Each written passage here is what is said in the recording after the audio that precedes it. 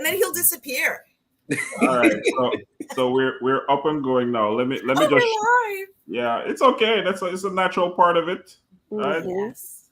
We don't want to act all strange because Shannon is here, right? Of course not. No, be yourselves.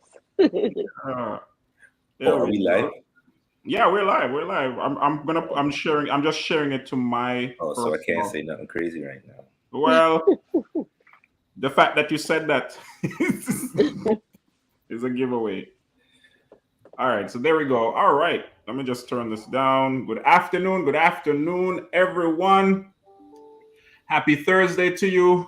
I hope your Black History Month is going well, and you have been engaging in a variety of activities, and all the festivities that we have during this time of year. We have a special guest today to help us in our Black History emphasis. But before I go to that, just want to remind you that we're here on Thursdays. Normally we're at 1, but today, we had to make a little adjustment to make sure that our guests can fit, we can fit the guest in, and our guests can fit us in as well, because she is a busy lady. I'm KP. We have Wade back again. He's in and out, but he's busy. Billy Jane. All right. Hello. Always here with us, helping us to move this podcast forward. And Keisha, who's not here because of scheduling issues, right? But it happens every now and then. But shout outs to all of you. Like I said, hope everything is all right. And I hope you're staying safe out there. We're not out of the woods yet. We're dealing with a virus. And I know everyone is sort of glued to their TV screens right now because of the conflict there in Ukraine, right? Yeah. Praying for peace, right? All right. I'm going to share a bio for our guest, Miss. Now, Shannon, help me with your last name. Is Oyeniran? Oyeniran. That was close. Oyeniran. Yes. Oyeniran. Okay. Yes. Oyeniran. All right. Let me share your bio, and then we'll start off. Right. So, interested in Black history and eradicating racism against the Black community from an early age, Shannon's keen interest and passion in these areas helped her realize that she must do all she could to educate others and raise awareness of the rich history of Black people. Yes. An enthusiast of reading. You're saying all the right things already. Travel and writing poetry, right? I don't know if you're going to drop any of that on us today. No, it's been a little bit. Okay. All right. Shannon has an indescribable passion and thirst to not only know more about history, in particular slavery, historical and modern, but to educate people on these issues and to assist in stopping it from continuing. An honors graduate with a bachelor's degree in history and Caribbean studies from the University of Toronto, a master's degree in slavery studies from the University of Hull in the UK, a certificate in adult education from George Brown College, and currently undertaking her PhD at Queen's University. Let's go. Learned. All right. Learned. Shannon has expanded her knowledge and information about Black history and the issues that the Black community faces both locally here in Canada and internationally.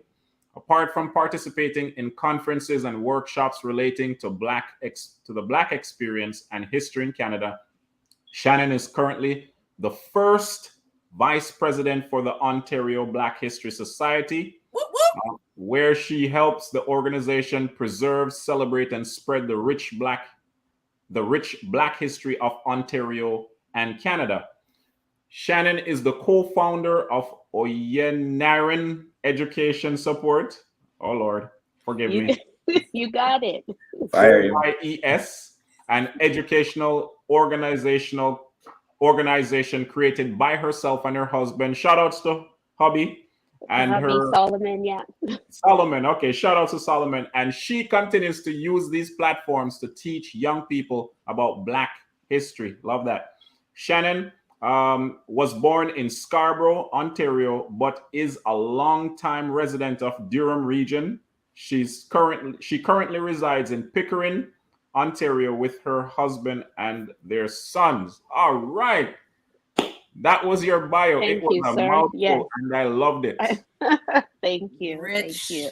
Rich Thank background. you. See Thanks for why I having had me. to bring her out. Yes. Thank you, Billy Jane. Thank you. No, man. Listen, thank you for squeezing us Oh, in. it's Listen, you're my a busy pleasure. woman, It's my especially this Yes, time of pleasure. yes, year. yes, Yes, and she's yes. busy. Could we get to her now? Yeah, yeah. So what we're so excited about is you helping to enrich us, enrich all of us, our listeners, viewers, about our, our rich history. Mhm. I think that it's so important. It helps us to know who we are and positions us to step out in greatness because, we are an amazing and powerful Yes. people. I was just at another Yes. event. We are God's first people. Yes, Yes. So, yes. if you can, share some of your wisdom with us, drop some information that a lot of us may not know Yeah. about our history. Yeah, there's so much. Where to begin? I'll first begin that there's over 400 years of Black history in Canada. We've been in this country. We are still here and we will continue to be here in this country. And we've been here since the early 1600s. Um, Mm, the first recorded Black person in Canada was actually a free Black man. His name was Matthew DaCosta. And that was very unique because, this was during transatlantic slave trade and slavery of our people and moving forcibly our people to different parts of the Americas, right? But Matthew DaCosta was actually a free Black man, and he worked as an interpreter between the Indigenous people here in Canada and the French. Samuel de Champlain, particularly, and his crew when they came to what was called New France. Can we Then pause just for a second on that? Yeah. So how is it that this young man knew the languages of the Indigenous people here?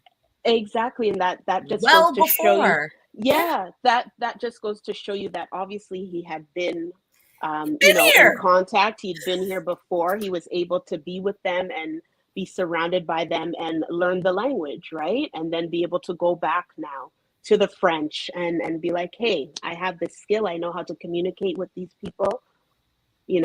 Give me a job, right, so to speak. So yeah, it's always mind blowing when I think about him and that he was able to accomplish that during that time. Another part of Black Canadian history that people may not know is that we were also enslaved in this country. A lot of people, when they think of slavery, they think of the United States, they right, think right. of the Caribbean, they think Mhm. of South South America, America. Brazil, Mhm. exactly. But colonial Canada actually had over 200 years of enslavement, right? Of Indigenous people and people of African descent and African people. And a lot of people don't know that, right? We always kind of turn to the United States and be like, oh, you guys are so bad. You had slavery. We were good. Everybody came through the Underground Railroad. And yes, that's true. But we also had enslavement, and Canada has done a good job historically and slow to recognize that that happened here as well. So that's something that a lot of Canadians don't know about our history as well. There's just so much stories to uncover of people being here, whether they were brought forcibly or came on their own. We're just such an inspiration. I love our people. I love us.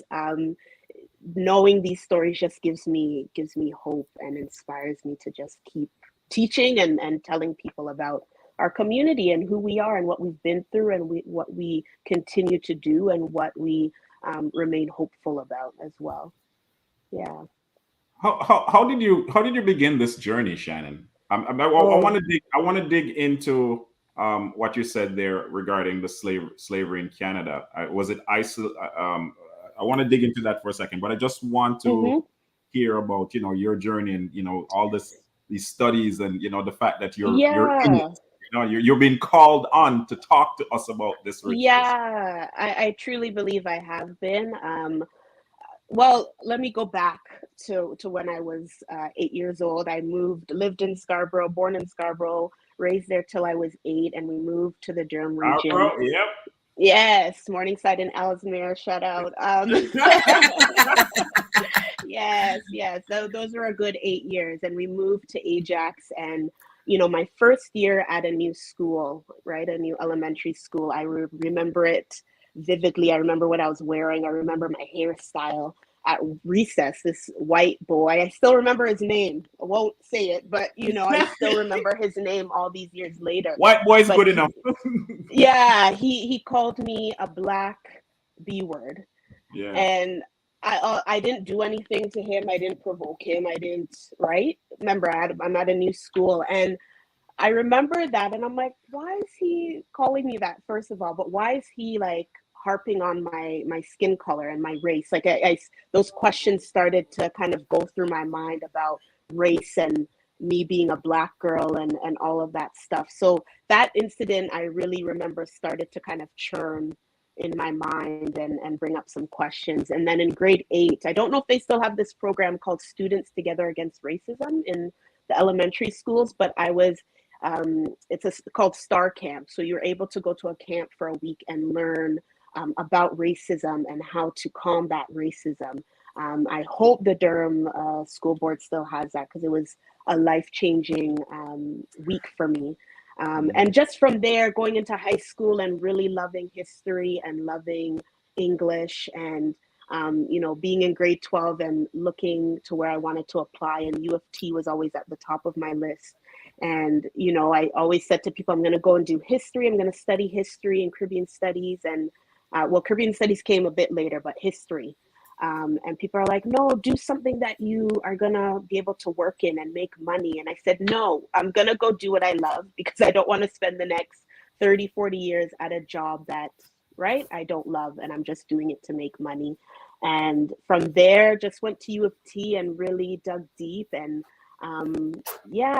went to school in the UK, and now doing my PhD, and still just continuing. And I've just been so blessed to be able to do the work that I love, to talk about Black history with people and educate people and do this as a living, right? So it's been wonderful to be a part of and to do, and that's kind of what has brought me here now. So I'm really living out my dreams and my passion, and I thank God for placing that desire in my heart, and that I was obedient to follow through, right?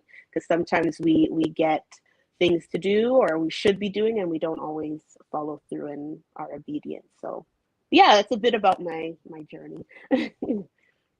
All right. That's good to know, man. Good to hear that. Because when I'm not there right now, but when I was in high school, right?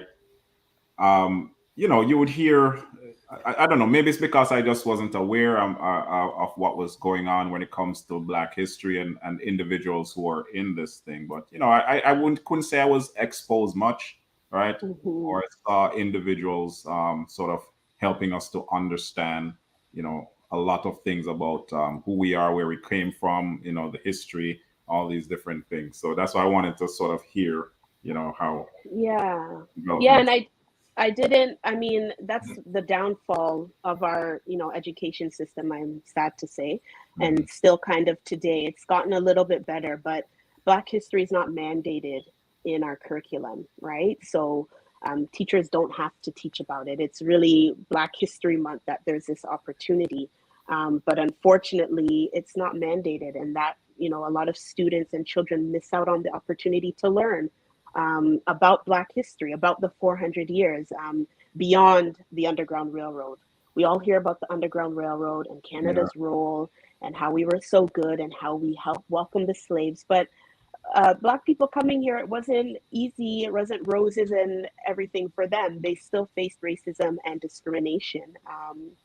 But yeah, people don't know that. And at the Ontario Black History Society, where I'm the vice president, we're really trying to put pressure on the government to mandate Black history in our schools.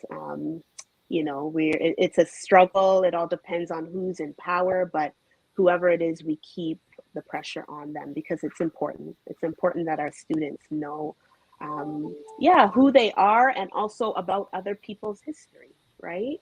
I believe that gives people more of an appreciation of other people, and have less ignorance and less hate, in their hearts when it comes to other people. So yeah, yeah.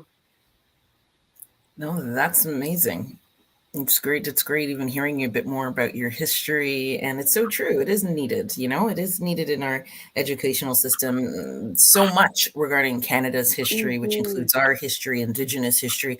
All of that needs to be better understood so we can have, more understanding of each other, right? Mm-hmm. And not make the same mistakes that we've made in the past. So Exactly. yeah, did you want to say something? Yeah, I was going to just follow up on what she said regarding the approach in governments about mandating Black history in schools. Has there been any or much progress made on that, where that is concerned? So at the Ontario Black History Society, we've actually sent letters, and the latest one was to the Minister of Education in 2020, to mandate Black history in schools. We didn't receive a response back. Shortly after Yeah. that, we launched a campaign called Blacked Out History.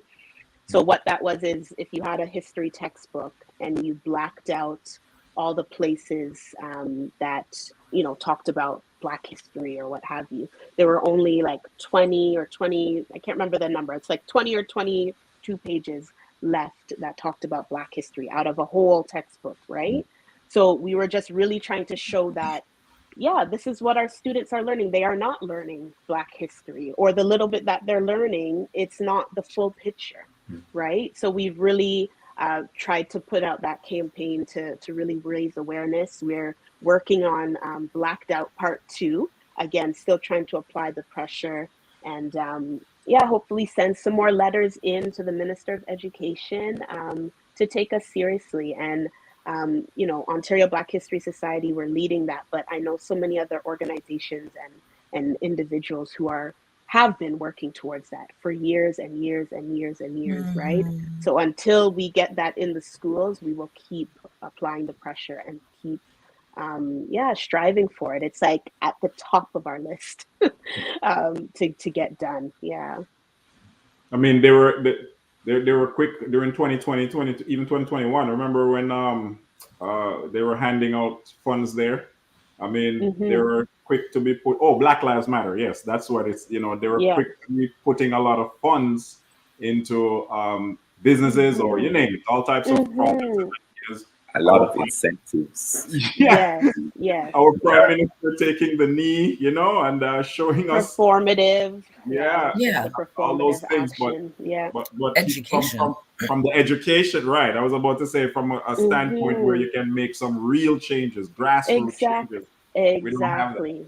Yeah, and that's what it's about, right? It's not about throwing money at us or what have you, but deal with the past, deal with history. Look at, like, stare it in the face, acknowledge that Canada at the time did something wrong and fix it, right? And one of those ways is education and changing the curriculum so that our students know the full picture of Canada. It's not just about the French and the British and the Spanish and whoever, right? There's so many stories that need to be told of Black people who helped to build this country, and that's important, and we need it. So we'll keep fighting for it to be included in the curriculum. So awesome. Can you share a few of some of those stories of, our contributions? Like, I know that, there's some information about Black Loyalists. Not sure if anyone Mm-hmm. knows about that, about the Trelawney Maroons, like things like that. Like, Yeah. if you can share some of that Sure. There's information so with us. many. Let me Yeah. choose a few so that I don't go on and Some on. key Okay. ones. Yeah. So the Just go Black on and on. Don't Loyal worry. yeah, so the Black Loyalists, these were enslaved and free Black men and women who were in the United States, and when during the American Civil War between the British and the 13 colonies, the Americans. Britain put out this call that if you come and fight for us, we'll give you your freedom, we'll give you land, and we'll give you your rights. So Yep. obviously, during enslavement, when Black people heard this, they took up the call. They said, yes, I want my freedom back and I want land. Just like we're seeing now with real estate and land, that's still important as it was back then. So, thousands of Black men and women took up this call. They fought for the British. The British lost, as we know.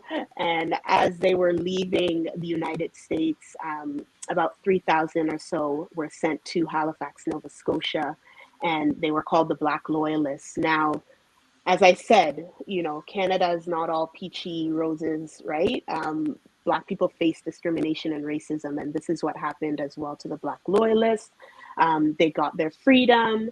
They received their land, but it sometimes took 3-4 years after, right, the end of the war to receive their land. And the land that they did get wasn't the best. It was hard to farm. It was very rough and rocky and not able to really farm and build things. So they still faced a lot while in Halifax and surrounding areas. And about half of those Black Loyalists later on asked to be sent somewhere else because they were tired of the situation. And about half of them were sent to Freetown, Sierra Leone, to help actually establish Freetown, which is still the capital today of Sierra Leone. And, while the Black Loyalists were there, they did a lot. They built things, they farmed, they tried to work and make a life for themselves, but it was still tough. That's them. There's so much more to their story, but I'll just give you the Coles Note version. And then the Trelawney Maroons, Trelawney, a parish in Jamaica, for those who don't know. Just a quick version, they got into a war with the British, as usual, right? Somebody's always fighting the British.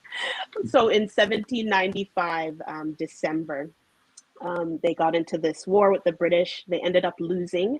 And when they were to be exiled, and one of the conditions was to be sent away, and they were sent to Halifax. And I always call Nova Scotia the epicenter kind of Black history in Canada. Like, if you want to know about Black history in Canada, start with Nova Scotia, I would say to anybody. Like, there's so much history there.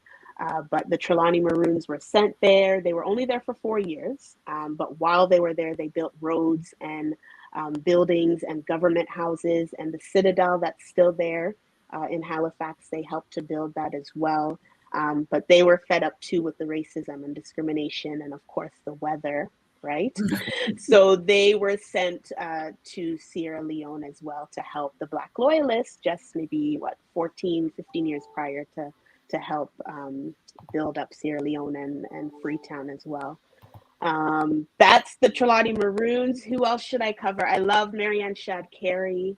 It's a name I haven't heard. Yeah, Marianne Shadd Carey. She was a teacher, a lawyer, a journalist. She was the first Black woman publisher and editor of a newspaper called the Provincial Freeman.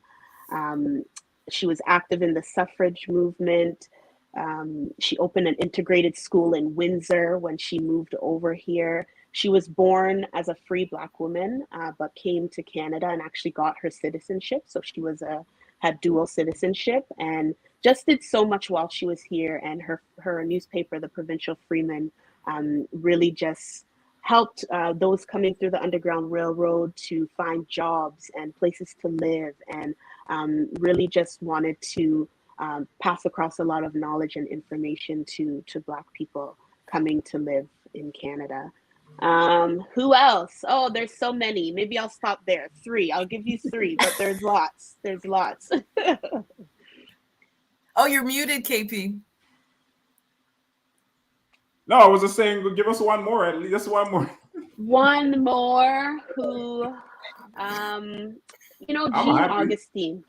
Yeah. Jean Augustine. I know, hopefully we all know what she did, right? She came up to Canada through the West Indian Domestic Scheme. I'm not sure if we've all heard of that. It was a program that Caribbean women from the islands could come to Canada, work for a year as a domestic, and in return get your permanent residence after and send for your family. So Jean came, and I'm calling her Jean because I know her. So, but let me call her Dr. Augustine.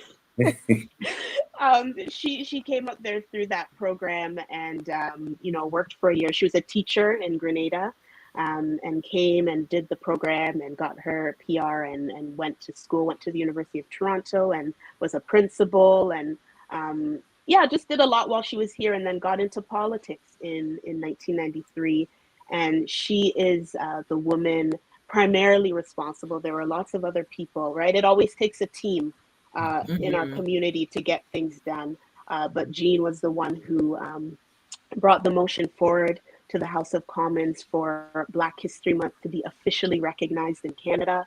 And in December of 1995, all of her colleagues voted yes, 305 of them. And in February of 1996 is when we first celebrated Black History Month in Canada and had it officially recognized. So all thanks to Dr. Jean Augustine. And, you know, I had the opportunity to interview her for my master's dissertation, like 10 years ago, 12 years ago. It's been a while.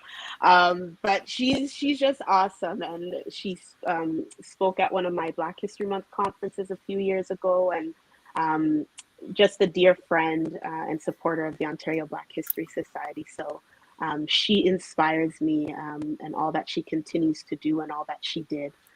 So she's somebody that I look up to and always look forward to talking to her when I get the opportunity. Yeah, that's amazing. That's amazing. I love how you took us from the history to, you know, today, you know? I know, but there's so many more that I could. I know. Yeah, but that is so awesome. So there is a, you know, if we could maybe, if there's one more you can share with us, and I asked this because, you know, I was talking to my own son and, you know, they're doing some Black History Month activity at school. And he said to me, Mommy, are there any, you know, like who are the male people who've made a difference? I hear so much about the women, about Viola Desmond. I wasn't Viola.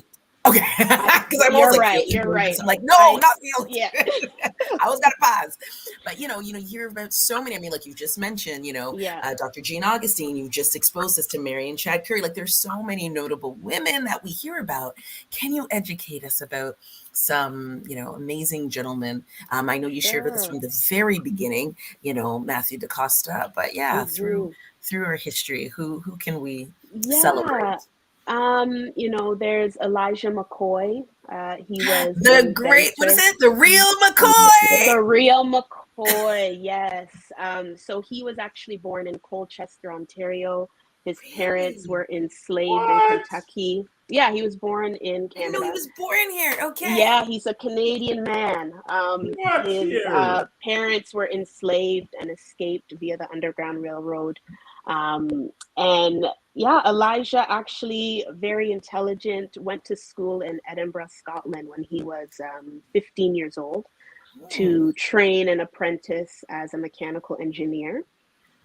He did that. He came back to Canada. And the whole real McCoy thing is because he had over 50 registered patents. But the most important one, in my opinion, was the oil drip cup that used to provide lubricant to the steam train engines during that time. So before that, a lot of these steam trains would have to stop quite often and kind of cool down and be lubricated before they could go some more distance. But once Elijah created this oil drip cup, that really helped to change the game, so to speak, when it came to steam train engines. And you had a lot of other people trying to copy that invention.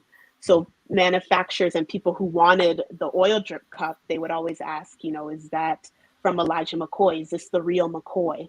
So this is where you get that whole phrase, is this the real thing, right? Because the real thing is so good. Is your invention the same, right? Or is it up to that standard? So yeah, Elijah McCoy, he had his own manufacturing company later on in life. He passed away in 1929. And yeah, just an amazing man and just intelligent to be creating all of these different things. Who else can I mention? Lincoln Alexander. Yes. We've all heard of Lincoln Alexander, born in Toronto, raised and lived in Hamilton. He was a lawyer, first Black person and man to be in, federal government as an MP and the House of Commons. And he was the Lieutenant Governor of Ontario at one point, and we still celebrate Lincoln Alexander Day on January 28th every year as well. So his impact and legacy is also very important. So the men are there. The men and women, we're there, right? We've always been here, and we will continue. There's so many even amazing people doing things now. So yeah, those are the two I'll give for now, but there's many more. I'm trying not to feel silly, because I didn't know. I've heard so much about Mccoy, but for some reason, did I miss the part that he's Canadian? I don't know. You didn't pay attention to history. They didn't teach it to you. But that's the thing, right? They didn't teach it. They don't pay attention, or they didn't make note. That's something to be proud of, that he was born in Colchester, Ontario, right? Like, that's awesome. Yeah. The real Mccoy.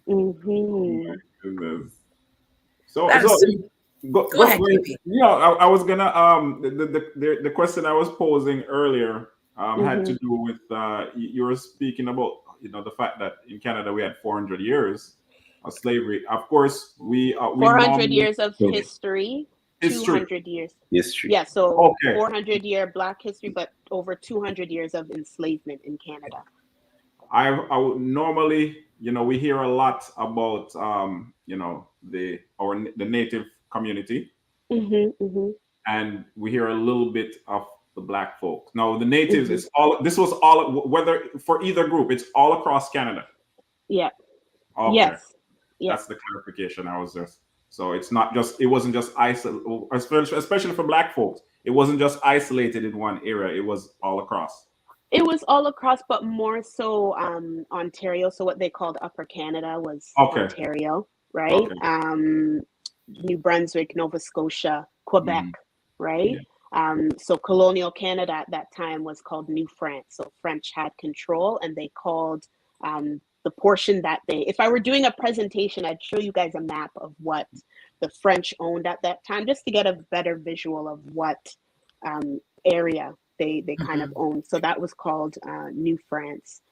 So, Quebec, Ontario, the Maritimes is where we had a lot of enslavement. Yeah. I just want to let folks know, for those who are watching, if you have a question or something that you want to pose, you can just shoot it here real quickly, and we'll recognize the questions and pose it to our guests. Can interact with us. But we have Ms. Channon Oyeniran and with us here today, just enlightening us, sharing with us about Black history, both in past and the present. Right. Dropping some wisdom, and to be like, this is the great thing in knowing. And I love that you shared the story of, Mccoy, Elijah Mccoy, and, Dr. Jean, all of these people, Dr. Jean Augustine, Lincoln Alexander, Matthew DaCosta, going right back, and his first time here wasn't through enslavement. It was leveraging his gifts. But I think what is so notable is that he was here before. So that somehow he could learn the language. And I think that is so amazing. And so then that, as we educate ourselves, educate our children, it inspires us to continue to do amazing things, that we are an amazing people who have overcome incredible adversity and still have done some really amazing things. And you are you continue to share information. You've got some amazing things going on. Yeah. You've got a chapters book. Tell us about that, a kids chapters book. And I love that, about kids, getting some wisdom into our kids, right? Yes. To position them to do great things. Tell us a little bit about that. Yeah. So I'm so excited. I'm releasing my first children's chapter book next month. So very, very soon. It's a series called The Time Travel Adventures of Ara. It's based on my 5-year-old son, and he learns about his heritage and his family background. I'm Canadian born, but Jamaican. And my husband is Nigerian. So Ara in the series learns about that, and he meets different Black historical icons. And the first book features Harriet Tubman, and we are actually celebrating the 200th year of Harriet Tubman's birth this year, 2022. March 10th, she was born, 1822. So it's just fitting to finally be able to release this book that's been stewing since 2018. And I'm so happy that it's being released, and it's just going to teach kids about, different aspects of Black history, not only in Canada, but later on in the series, Ara goes to different countries and learns about people there. So yeah, that's amazing. So when exactly is it? When is it going to be released?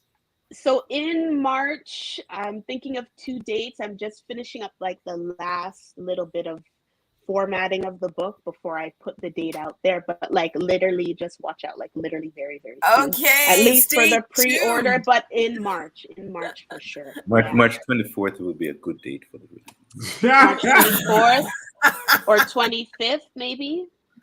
24th. Wait, what's happening on the 24th? Or are we thinking the same thing but mixing up the dates? Probably Wade's birthday. Is it your birthday? Oh, is that your birthday? Oh, okay. Because I was like, I knew something like that was coming. Okay. Yeah. Well, close. You'll keep it in mind. I'll keep it in mind. I will keep it in mind. Yes. All right. So I'm sorry. So can people pre-order or no? It's like in March. That's when they can pre-order. So pre-order is going to be sometime in March, early March. Okay, gotcha. And the book will be released fully sometime in March too. I have 2 dates, but I don't want to put it out there yet, but it's coming soon. I'll be announcing it very soon. Yeah. That is so great. That is so great. No worries, man. We'll mention it for sure. Thank you. Yeah. No, I think it's great. You're sharing that wisdom through storytelling with the kids, which is so great. But you do a lot. Not only are you working on your PhD, you're also the vice president of the Ontario Black History Society. Yeah. You are an author releasing your book. You also have a podcast. Yes. Black to Canada. I launched that last January 2021. So again, I just talk about the different stories of the over 400-year history that we have in this country. And it's been awesome so far. So Black to Canada, it's on everywhere that you listen to podcasts, Spotify, Apple, wherever. So great. Yeah. How long have you been doing it? Since January, so a little over a year. Okay. Yeah, since 2021. January cool. 2021. Yeah, so we're in season 2, wrapping up season 2 on Monday, and we'll launch season 3 in a couple of months. I need time to collect the stories and interview people and all of that stuff, and then we'll come back with season 3. So it's just you and the guests? Sorry? It's just you and the guests, or you have a co-host or something? No, it's just me and the guests. Sometimes it's just me, but most time, obviously, I want to hear from people and hear their stories. And I've been able to interview awesome people. Jean Augustine was this season. Who else? A principal, a superintendent. Rochelle Bush, who's going to be one of my speakers at my conference this Saturday. She knows all things Harriet Tubman, and her family are descendants of the Underground Railroad into St. Catharines. Rufus Rockhead, that's somebody who I didn't mention. He was a club owner in Montreal back in the 20s and 30s. And me and his great-granddaughter are actually at Queen's. She's doing her master's, and one of our professors, I wrote an article about him and his jazz club.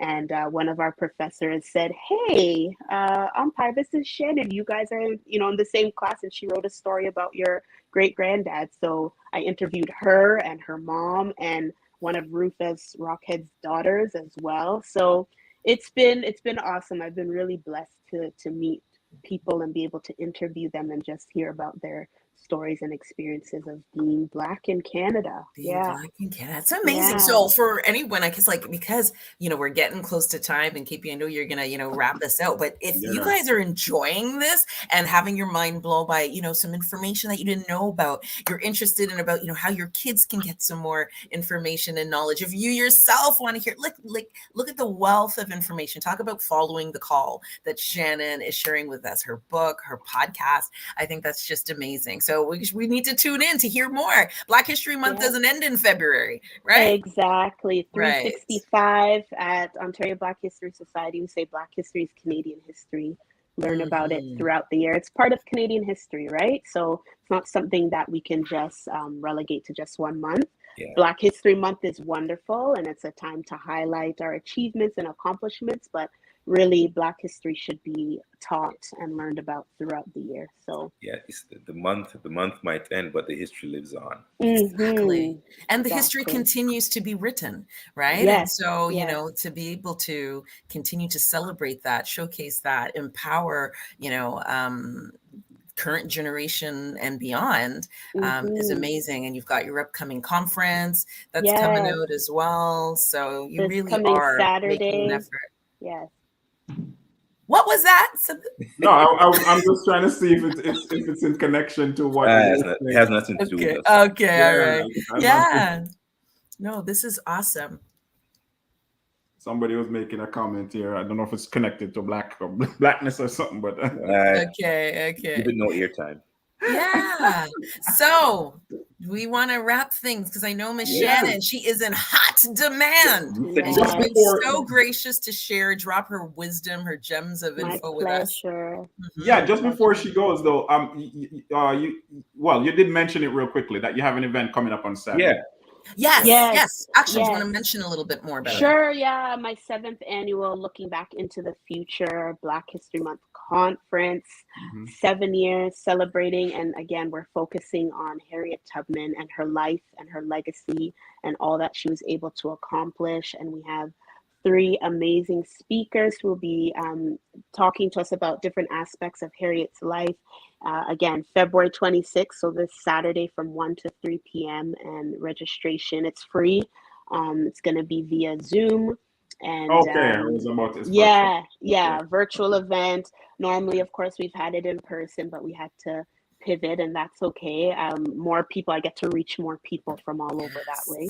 That's right. So be at 1 to 3, and it's free, and registration's on Eventbrite. So if anybody's able to attend, please reach out. And I believe awesome. We'll put the information in the description. Well, Wade, I mean, now you know Shannon, and Shannon knows you, right? I'm not on that side, right? Listen, I was about to ask her what was she doing at 5 o'clock on Saturday. But she has an event, so it might be a little bit too much for her. Just to come and spend about 40 minutes with my congregation, just talk to them about Black history. That's it. I don't know. Listen, it doesn't. But we can talk about that off the year. Absolutely. Get in touch. I may have a little more gas left. I've been doing presentations. I love it though. This whole month, it's been a blessing. But yes, let me know. I still may be able to, come in on the Saturday. Well, so I'm just gonna get you up right after we finish here, but I like it. We take us out. All right. I mean, not literally, but not like the. All right, so we're gonna have to sign off, folks. We're gonna have to let Shannon go.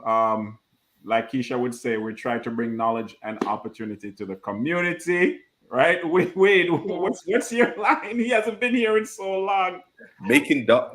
Making sense of your dollars. Making sense of your dollars, yes. Making dollars of your cents, huh? Okay. I remember what my tagline is. Yeah, I know. All right, Shannon. You just stick around just real quickly. We're just gonna sign off here. But shout outs to everyone. Thanks for watching. We'll be back here everyone. next Thursday again. All right. Back at our normal time at 1 p.m. Eastern. Yeah. Yes, ma'am. Yes. All right. Take care, everybody. Well, it's good to be here.